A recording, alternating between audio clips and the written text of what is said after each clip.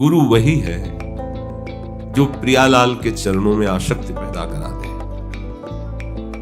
गुरु वही जो साधु सेवावे, साधु वही जो विषय छुड़ावे। समस्त विषयों से वैराग्य और भगवान नाम में प्रीति, सा गुरु। और यदि ये नहीं भाई तो हमारी कम समझ में आता है। प्रत्येक साधक से कहते हैं जितना तुम्हारा नाम ना छूटे उतनी सेवा करो। डट के नाम में चलते फिरते आसपास पूछ लेते कहाँ हो, इस समय तुम्हारी स्थिति कहाँ है, नाम में है या बहिर्मुख हो या किसी क्रिया का चिंतन कर रहे हो, कहाँ हो। हर समय नाम, ये जब लगे हो तो घाटे में काहे लगे हो। जिस व्यापार में लगा जाता है तो उसमें लाभ की वृत्ति बढ़ाई जाती है। आपको अवसर मिला भजन का तो डट के करो ना भजन। अंदर ही अंदर नाम चल रहा है, बाहर से सेवाएं चल रही। कौन सी ऐसी सेवा जो नाम छुड़वा दे? ऐसा नहीं। जब बातचीत नाम नहीं छुड़वा सकता तो और तो बात जाने। सामने बैठे हैं, बातचीत हो रही, उनके चेहरे पर नाम लिखा हुआ, हम उस नाम को देखते हुए बातचीत कर रहे हैं। एक सेकंड के लिए भी भुलावा नहीं हो सकता। सा पिता, संसारिक पिता वही सोचता है कि अपने बेटे को एन के प्रकार कमा करके बैंक बैलेंस, प्रॉपर्टी, सुख सामग्री जिससे खूब भोगे, इसको दुख ना मिले। गलत बात। जिसके पास ये सब है वो सुखी नहीं है, बहुत दुखी है। अगर पिता सच्चे हो तो उनको 5 मिनट चाहे बैठकर नाम जप करना सिखाओ, नाम सिखाओ। ये नाम कभी इनको दुख में फंसने नहीं देगा। ये वो धन है जो त्रिकाल में कभी नष्ट नहीं होता। ये वो धन है जो इनको महान बलशाली बना देगा। लेकिन आप लौकिक संपत्ति का प्रलोभन देकर उनको निर्बल कर देते हैं, अर्थात वो भोगों के सहारे हो जाते हैं, वो भोगों की उन्मत्तता में फंस जाते हैं। निर्बल कर दिया आपने। आपको लगता है आप अपने बच्चे को सुखी कर रहे हैं। नहीं पापा मुझे स्मार्ट मोबाइल चाहिए। हाँ मैं कोई गरीब थोड़ी हूँ, ला के देते हैं स्मार्ट। पापा हमें 500 रुपये चाहिए। क्यों? नहीं आज दोस्तों के साथ। हाँ ले जाओ। वही आगे चलकर ड्रग्स नशा पीने लगे, व्यभिचार करने लगे, गंदे आचरणों। तुम पिता हो, तुमने उसके जीवन को कितना खोखला बनाने का सहयोग किया।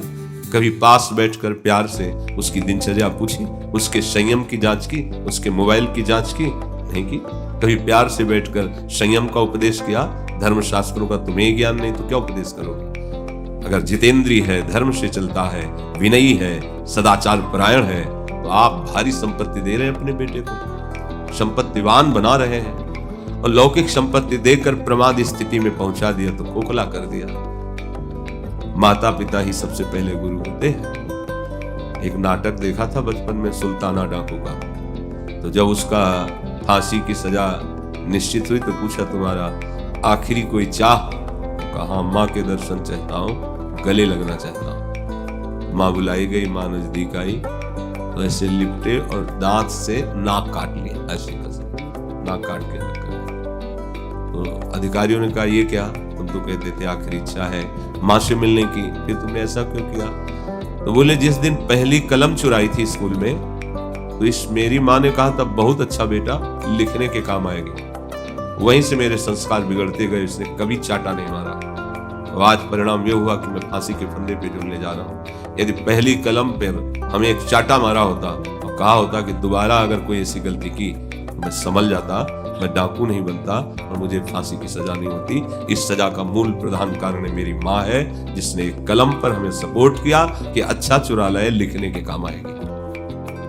माता पिता का बहुत बड़ा जीवन में योग होता है पुत्र के।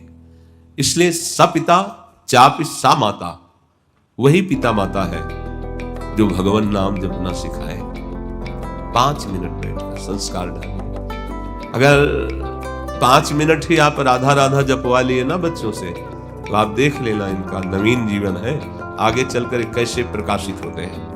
पक्का वो होनहार बिरवान के होत चीकने पात, अपने आप दिखाई देता है कि अब इसका जीवन किस धारा में जा रहा है। माता का बहुत बड़ा रोल है पुत्र के लिए, क्योंकि पिता हर समय नहीं रहता पर माँ रहती है। अगर उसे अच्छे आचरण सिखाए जाए, अच्छी बातें बताई जाए। आप गृहस्थ में हैं, आपको केवल एक ही चिंता लगी रहती कि मेरा बेटा इतना पढ़ लिख के अफसर हो जाए, खूब रुपया कमावे, बढ़िया दुल्हन मिल जाए, मकान मिल जाए, सुखी हो जाए। नहीं होगा। ये सुख के साधन नहीं है। आपको लगता है ऐसा, नहीं है सुख के साधन। तो मात पिता बालक कहीं बुलावे, उधर भरे सोई जतन सिखावे, कैसे तुम रुपया कमा लो, कैसे तुम भोग भोग लो। ये बात ममता के कारण आप कहते हैं, लेकिन आपको ज्ञान नहीं है। अगर वास्तविक सुख है तो भगवान का आश्रय दिलाओ, भगवान का भजन करने का भाव रखो। छोटे छोटे बच्चों के हृदय में भय भर देते हो, बाबा जी आएगा पकड़ लेगा। आपका खिलवाड़ यही उसका संस्कार बन जाता है। आगे चलकर संतों को जो देखता है तो वो भाव उसका नहीं होता है। हम लोगों से चरणामृत धुलवाया जाता है। जहाँ संत आते तो पिताजी जल डालते, धो चरण धो स्वामी जी के चरण, भगवान, ऐसा भाव आता। अपने लोग क्या संस्कार डाल रहे हैं बच्चों के, उनको भयभीत कर रहे हैं, सतमार्ग विमुख कर। अगर वो बच्चा गीता पढ़ने लगे तो माता पिता रोक देंगे, अगर बच्चा माला चलाने लगे तो रोक देंगे। नहीं, ऐसा नहीं। वो सत्संग सुनने लगे तो नाराज हो जाएंगे, क्योंकि वो कहीं बाबा जी न बन जाए, कहीं भगवत मार्ग का पथिक न बन जाए। यहां कह रहे हैं सा पिता चापि सा माता, वही पिता है वही माता है, कुछ क्षण ही सही मंगल में भगवान का नाम जप करना सिखाए। बांधवो पिशा, वही भाई है जो भगवत चरणारविंद का आश्रय दिला दे, भगवान नाम जप में लगा दे। वही सच्चा भ्राता वही है, वही दोस्त भी है जो भगवान में लगा दे। पूज्य भाई जी महाराज के प्रसंग में एक में आता है कि एक बालक जो स्कूल जाता था, नियम से नाम जप करके जाता था, तो उसका जो मित्र था वो बड़ा दुष्ट स्वभाव का था। संतों की निंदा, भगवान की निंदा, भगवान नाम सुनने के लिए तो तैयार ही नहीं था। अब वो मित्रता ऐसी हो गई थी कि वो छोड़ नहीं पा रहा था और वो सह नहीं पा रहा था उसकी कुमार्गामी बातों को। तो एक दिन उसने सच्चे हृदय से भाई जी से प्रार्थना किया, क्योंकि वो गीता प्रेस की जो छोटी छोटी पत्रिकाएं हैं, कल्याण है, इनको पढ़ता था। भाई जी आप हमारे दोस्त पर कृपा कर दो, ये नाम जप नहीं करता, ये संतों की निंदा करता, जब हम बात करते हैं तो अवहेलना करता है, हे हरि कृपा कर दो। हृदय से उसने प्रार्थना की। वो बिल्कुल नास्तिक था उसका मित्र। एक दिन वो सो रहा था तो स्वप्न में देखा एक बहुत सुंदर महल प्रकट हुआ और हर जगह नाम लिखा हुआ है, और बीच में देखा भाई जी महाराज खड़े हैं और भाई जी कह रहे हैं केव जीवन नष्ट कर रहा है, देख ये नाम चिदानंद महल है, इसमें आ जाएगा तो तू परम सुखी हो जाएगा, आज से तू नाम जप शुरू कर। उसने कहा हमारी कोई श्रद्धा और रुचि नहीं। तो कहा ये लो तुलसी दल नामक एक ग्रंथ भाई जी का अब भी है, वो दिया, इसका स्वाध्याय करना, अंतर ध्यान लीला हो। जगह तो सिराने तुलसी दल ग्रंथ देखा, वो जब पढ़ा वो दृश्य वो तो शुरू हो गया नाम। अब इतना नाम और इतना पश्चाताप कि मैं अपने दोस्त को धिक्कारता था, निंदा करता था, और इस नाम में इतना 3-4 दिन हो गए, न स्कूल गया, न भोजन, न किसी से मिलना, न बात करना। उसके दोस्त को लगा कि कुछ न कुछ दंड विधान तो नहीं हो गया है, क्योंकि संत निंदा करता था। पता चला कि वो कई दिन से भोजन नहीं, किसी से बात नहीं करते। एक आदमी वो आया मिलने, जब मिलने आया तो दौड़ करके वो ऐसे लिपट के रोने लगा, और उसने कहा भाई हमने आपके सामने बहुत कटुवचन कहे, और आज हमारे ऊपर भगवान की कृपा हो गई, भाई जी की कृपा हो गई, हम निरंतर नाम चल रहा है। तो मित्र वही है, और हमारे प्रवचन से नहीं परिवर्तन होता, तो हम श्री जी से प्रार्थना करेंगे, आराध्य देव से, आपका मन परिवर्तित होना चाहिए, जागतिक प्रलोभन से हटकर भगवान नाम में लगना चाहिए, तभी हमारी मित्रता सार्थक है, तभी हमारा संबंध सार्थक है। माता पिता गुरु बंधु मित्र इन सबको चाहिए कि अपने पुत्र, अपने मित्र, अपने संबंधी को बैठकर ये शिक्षा दे कि कुछ देर नाम जप कर लो। ये बहुत लाभदायक बात है, कुछ देर ही सही, ज्यादा समय नहीं तो 5 मिनट 10 मिनट शुरुआत तो करो। नाम का जो बीज है कभी नष्ट नहीं होता, चाहे जुग जाए अनंत, नाम का बीज पड़ गया ये कभी नष्ट नहीं होता। हाँ, कुमार्गामी प्रवृत्तियां हैं तो उसे प्रकाशित होने में समय लगेगा, पर वो नाम आपका परम मंगल कर देगा। हे भाई, इस श्वास का कुछ विश्वास नहीं है ये कब रुक जाए, इसलिए अभी वर्तमान के श्वास में राधा बोलो। ये मत सोचो कि ये कार्य कर लेंगे बाद में बैठ के जपेंगे, पता नहीं बाद हमारे लिए आए कि ना आए, कौन सी श्वास हमारी आखिरी हो।